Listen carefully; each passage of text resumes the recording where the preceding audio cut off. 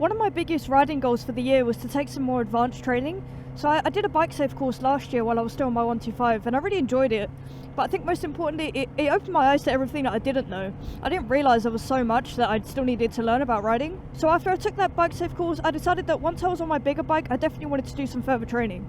I just want to get really good at riding bikes, and honestly it's one thing watching videos on YouTube about how to do certain things or, cornering and things like that. But I think it's a completely different beast actually being observed by someone. They can give you personalised advice, tell you what you're doing well, what you're not doing so well. So I think it's really important to get some in-person training, and that's what I'm doing tomorrow.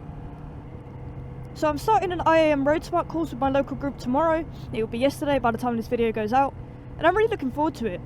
I did manage to tag along to one of their rides, and honestly some of them were so quick. I put quite a lot of pressure on myself to try and keep up with them, but eventually I just had to drop back. But it's amazing how fast these guys are, and everything is legal, they don't speed, they're just so good at riding. Everything is so smooth, and I really want to be on that level. So I thought it would be fun today to go on a slightly longer ride, and I was going to use that as kind of my benchmark, and maybe I could watch the video back once I've finished the course and see how much I'd improved. But honestly the weather is so bad, it is freezing cold, so I'm just doing one of my usual rides today. I think that I'm an okay rider, I haven't had any major issues. But I've only been riding for a year. I was on a 125 for a year, and I've been riding this bike for about 4 months. So I'm still very much a beginner. I've got loads to learn. And I could just tell in the way that I ride that there's a lot of progress I can make. So I'm really looking forward to it, and I want to document the journey as well. And I actually have a request for you guys. If there's anything especially that you don't want me to miss and that you want me to film, then let me know, because I'm not quite sure how I'm going to film the training yet. I mean, I'll have to check per observer if they're okay with me filming them and putting them on YouTube. I do like to check before I upload videos of people, and if they're not all okay with it, I guess I'll just do a ride afterwards and tell you guys about it. But I want to try and film as much as possible. I think it would be especially valuable to film the feedback that I'm given, so you guys can kind of learn from it as well. But yeah, like I say, just leave me a comment and let me know if there's anything especially that you guys want to see. I think it's interesting when you start riding right at the beginning, say you've just taken your test or your CBT, your skills aren't very good, but also your confidence isn't that high either. So usually I think your kind of nervousness keeps you out of trouble. You don't take a lot of risks, unless you're the kind of person who does take risks. But I think for the majority of the time, you're not very confident, you play it safe and you do okay. And I think it gets to a point where your confidence grows very rapidly. Because when you first start riding, even things like changing gear, just riding the bike is just difficult. And those things get easier very, very quickly. Within just a few times of you riding, all of that stuff becomes very simple, second nature. So your confidence grows really rapidly, but I don't think your skills develop at the same pace. That just takes time. So it gets to a point, probably after about 1 year of riding, where you're super, super confident, but you don't really have the skills to back it up yet. And I think that's where I kind of got to when I was sort of on my last days on my 125. And luckily I didn't get myself into any trouble or anything like that, but then I sold that bike and I got this bike and I kind of started again. Where it's a case of building my skills back up on the new platform and also building my confidence up again.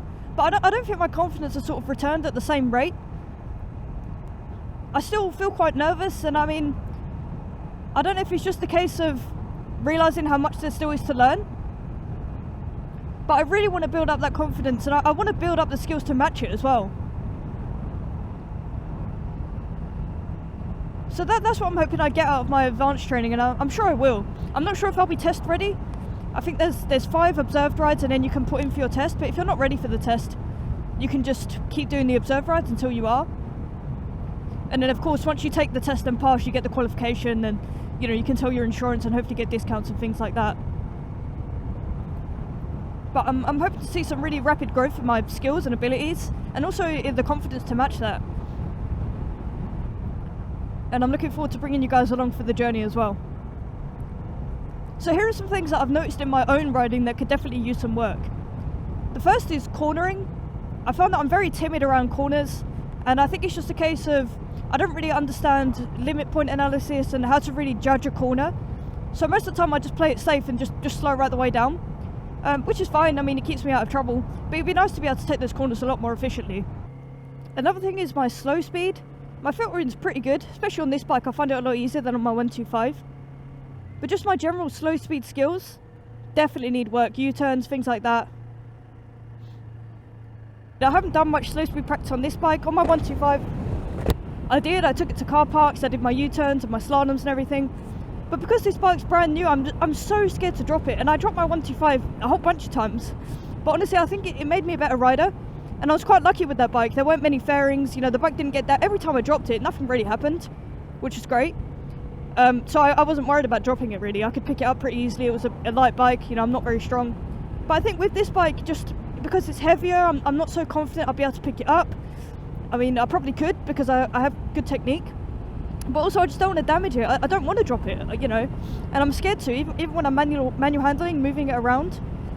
I'm so scared of the bike, and I really want to get used to that. So I'm going to force myself next time I have a free day to just take it to a car park and do all of my slow speed.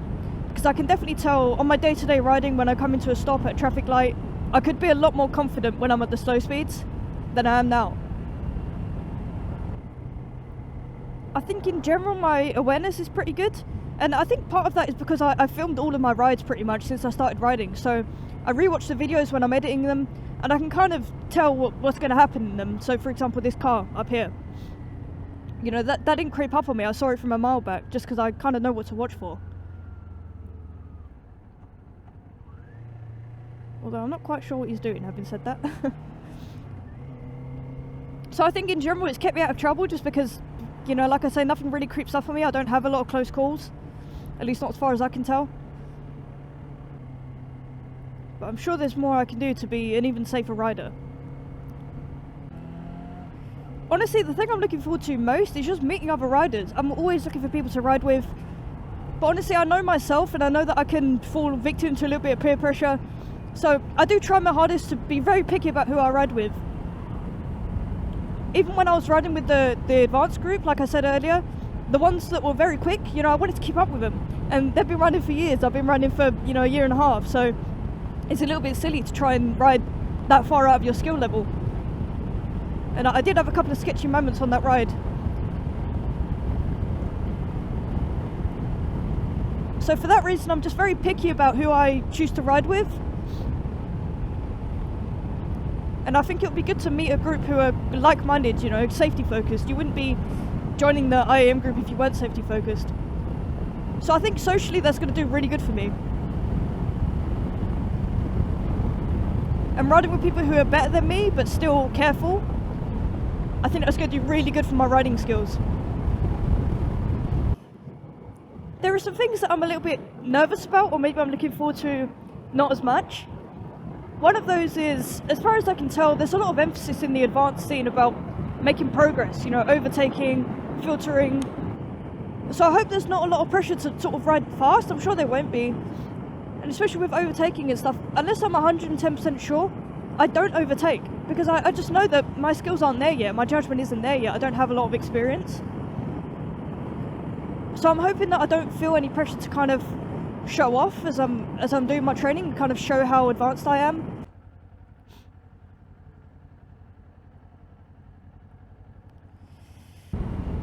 But I'm happy to learn, I'm happy to be corrected on anything I do. And that's partially why I started the YouTube channel. I was going to sort of document my riding journey. And I think the way that sort of came out in the end is the sort of how-to and instructional, informational videos I've done. But really my initial plan for my YouTube channel was to sort of treat it like a video diary of how good I'm getting. And to be able to watch back on the earlier videos and see where I've progressed. So I'm always happy to receive some constructive criticism and advice on what I'm doing, because at the end of the day, it keeps me safe while I'm out here. Mainly, I just love riding bikes, and I just want to get really good at riding bikes. So those are my thoughts on starting my IAM training, or my IAM training as I'm going to call it from here on out. Some things I'm looking forward to, some things I'm not, and some areas where I want to improve or I've noticed that I need to improve. So let me know in the comments if there's anything you want me to document, especially, for example, the feedback or the rides themselves. And for those of you who, like me, who are riding out in this chilly weather, hopefully it'll be summer for us soon. And as always, safe riding, and I'll see you guys in the next one.